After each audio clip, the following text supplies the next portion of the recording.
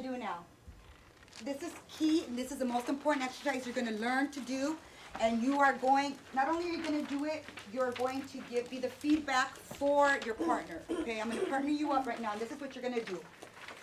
The biggest issue my research shows when I just did a study of 250 women, 90-something% of them said that their biggest challenge in negotiation is knowing how to ask for something. How to ask. They might want to ask, but if they don't know how to ask, they just don't. So how do you ask for something without a backlash? Okay, remember, it's not only do we have to worry about framing and language and tone, there's a strategy to it, and this is called the sandwich. And what the sandwich is, think about 2 pieces of bread and a piece of meat. The first piece of bread is you set up your ask showing appreciation. Showing appreciation of whatever you're going to request. For example, I'll give you a perfect example. Amparo is my boss. I want to apply for a position in a different department. My boss is going to take that personal because I'm going to leave her.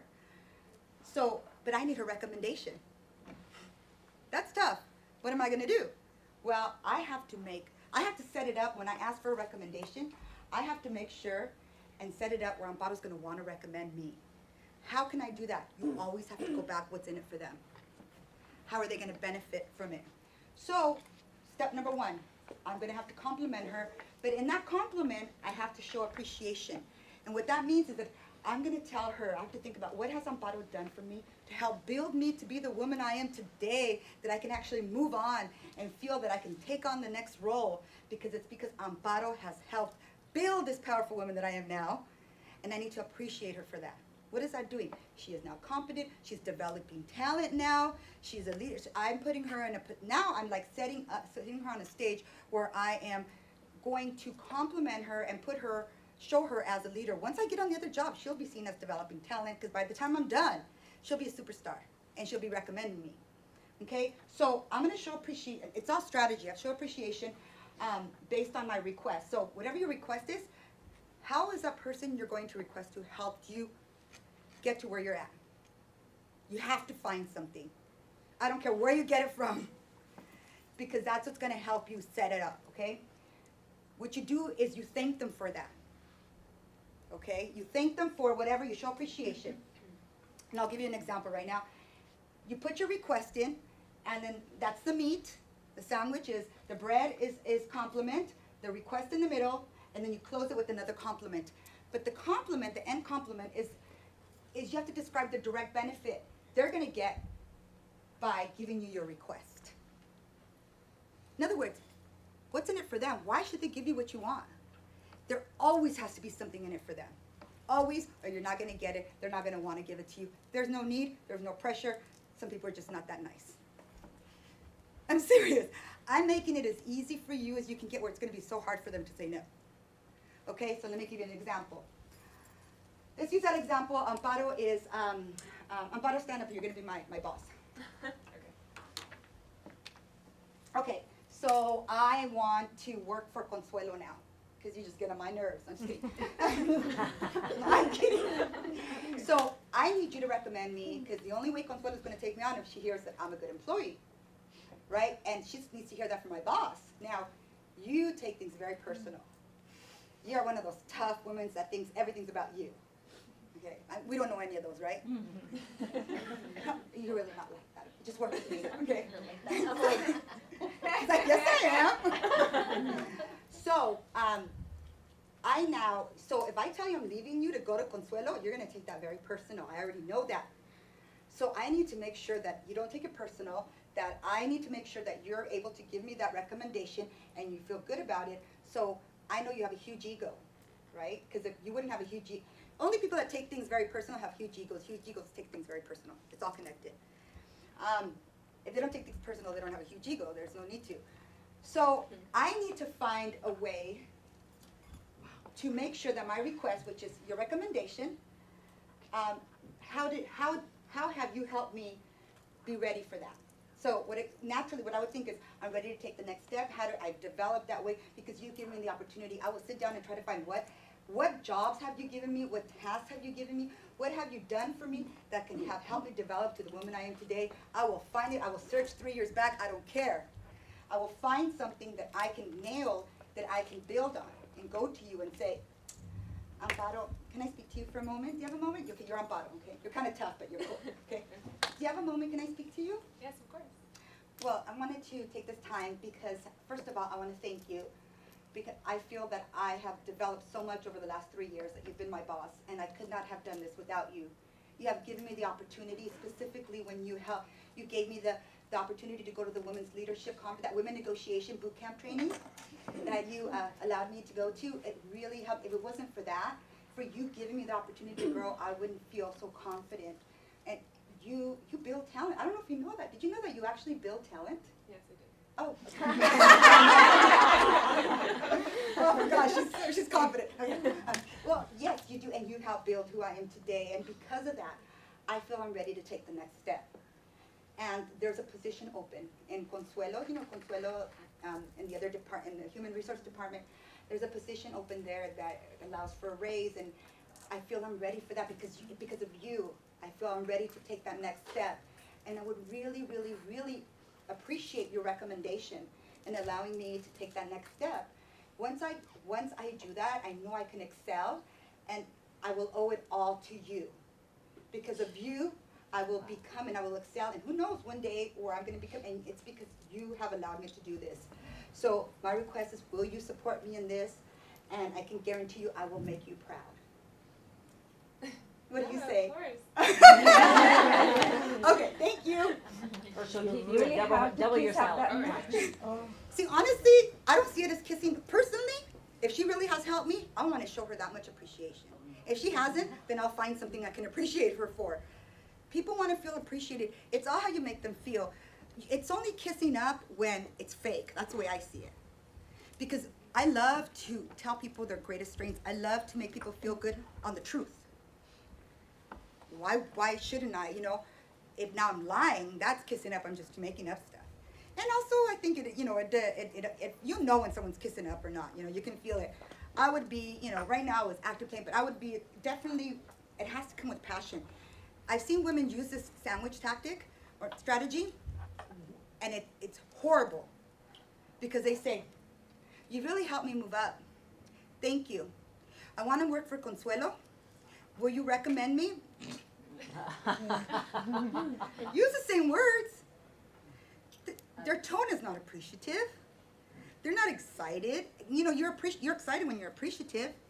They're just saying the words, and it does not come into. So you can use the strategy, but if you're not putting the tone behind it, that's proper. And I'm naturally friendly and exciting, so that's just who I am. You don't have to be. I mean, be your natural self. Don't be too much because then it's fake. This is my natural self.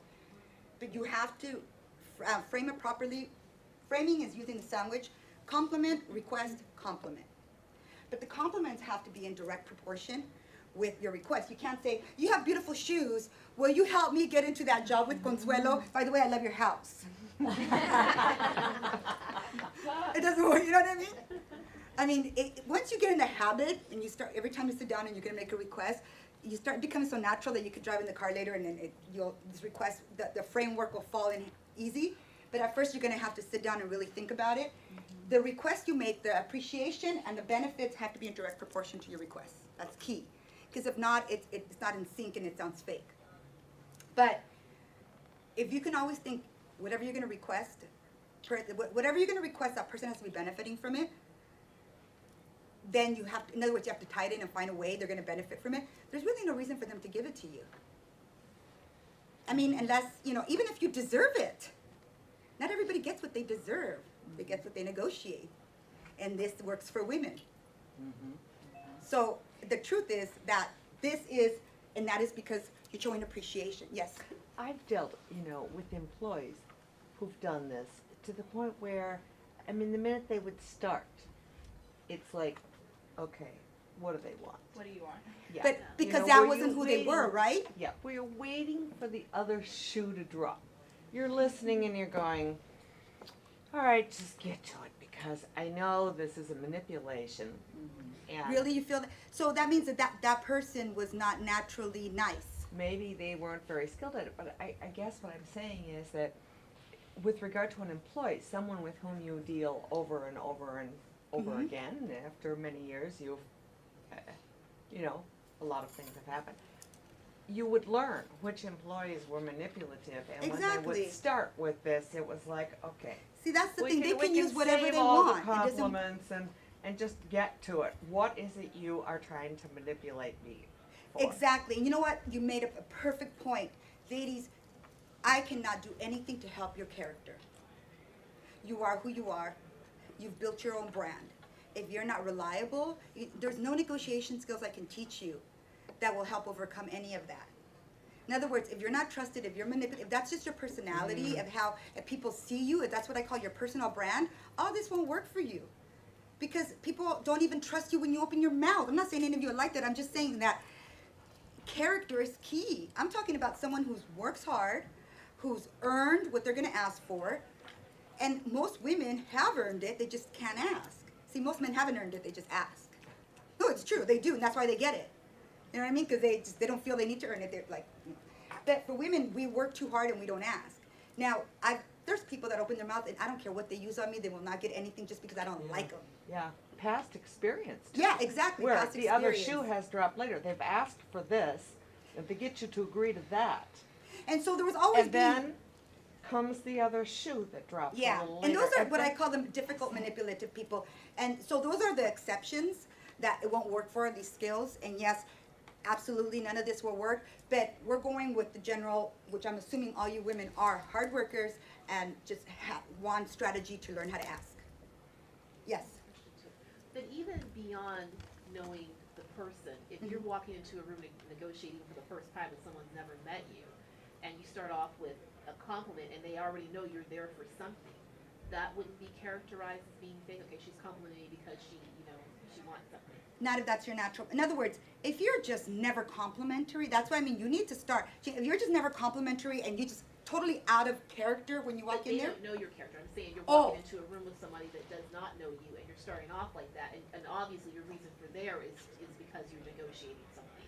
Well, Does the that thing is still that work? it really depends on the person. Honestly, anybody can come into a room and I'm going to negotiate with them. I already know it's going to be a negotiation. It's how skilled you are at giving me what you want that I'm going to determine whether I want to give it to you. If you're complimenting me, then hey, then you know how to work it. That's the way I see it. You know that is what gets you what you want. What other way is there? Think about it. What other option does a woman have or anybody have to ask for what they want? If you're going to go out of your way to find positive things about me, to compliment me on, I'm going to give you your props because at least you're trying to find the good in me. Then you just ask me what you want based off what? You're not even trying to find the good in me. So it really depends on who you're negotiating with. But if somebody who's a negotiator knows strategy and they can appreciate it. That's why men, when they get ugly with each other, that's strategy. And they love each other, they respect each other. And the meaner they get, the more they respect each other. It's true, because that means they're more strategic. Now with women, it all depends on whether or not a person's sincere. If you're going to walk into the table and you're going to negotiate, then anything's game. And how that person approaches you is really going to determine, and it depends on energy and their approach. But I don't find any other method that works for women better. I mean, honestly, that I have seen or that I have heard of or that I have learned or research has shown, there is no other method besides trust that's already established there. And there's not there, then you got to win the person over, period. You got to win them over. Power of woo, winning others over. I mean, Yes, Yes. I think what you're pointing to is like 101 of sales process is building rapport. yeah, Because you really know, like this lady, my sense is, yeah, because if you're going into for a potential sponsor, right, you kind of both know why you're there, but there's still a necessity to build rapport and trust to begin exactly. the foundation. Look, you know you need to buy car Yeah. insurance. You know Yeah. you need to buy it. And whoever comes to your house or sits at the table to sell your car insurance, you know they're going to sell it to you, right? I mean, it's kind of like you know you're there to buy and sell, but they still have to win you over. You can give it to the next person. But you know that they're there to sell. So the fact is we need to get comfortable with the fact that we're going to ask and they know we're going to ask. And I think that's where we're trying to pretend that we're not going to ask.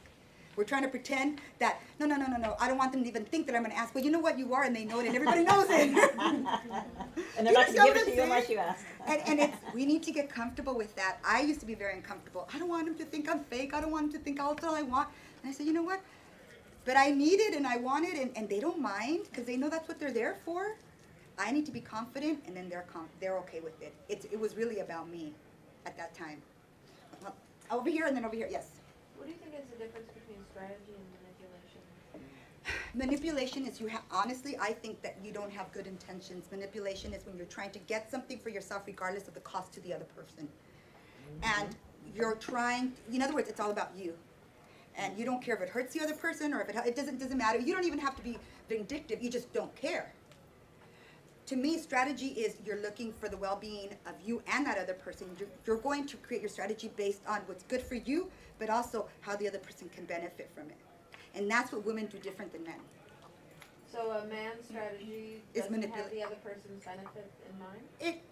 It will if it falls in, if that happens as a matter of fact, but it's not part of their planning. I'm not saying all men. I'm talking about I generalization. know we're generalizing, yeah. But yes, because In they're fact, I not was taught. wondering if you think, what percentage of men do you think are more balanced in the sense of? I would honestly say usually what it seems like is men that have a more certain level of, there's a certain, I'm not sure if it's endorphins or something, but it usually comes with wiring of the brain that they're naturally more into concern for others. And that is something that is really a lot about brain chemistry. And women, we're not taught all to be, it's natural for us to want to care more and want the best for the other person. Men, they're about winning and you have to understand, it's not a bad thing, and it's just who they are. And it can be in our benefit because we need someone to win and be tough. That's what we depend on. You know what I mean? We just have to know that we can't depend on them to look out for the women's best interest. It's just they're not wired that way. Yes. I found that I became resentful. These were my salesmen, and they were both men. Mhm. And the fact, what would cross my mind is, you've got to be joking. Do you think I'm this stupid? As you're listening to it, and as I say, especially after they've, You become pulled very the same cynical tactic. towards, yeah. Yes, you become cynical towards them and a little bit resentful.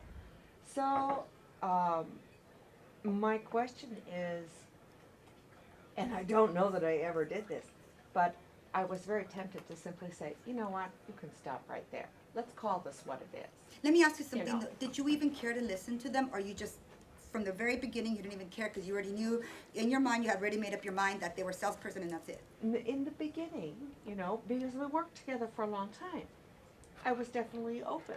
So And you I was never open. felt that they were sincere. You always thought they were just sales. In the beginning, I thought they were sincere, but when I found out that they weren't. Okay, so after that years it of- changes everything. Okay, that's what I'm saying. So then later on, when they'd come with this, they'd start and I'd think, oh, brother, okay, I can tell what's going on here. And, would you ever just call somebody on it? Just put it on the table? Look, Absolutely, I do it all the time.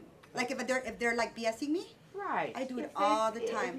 If the experience has been that this is their MO. I and do they it come from the in- very beginning. Now, if it's somebody who is very powerful and I might need them later, I do it very tactfully.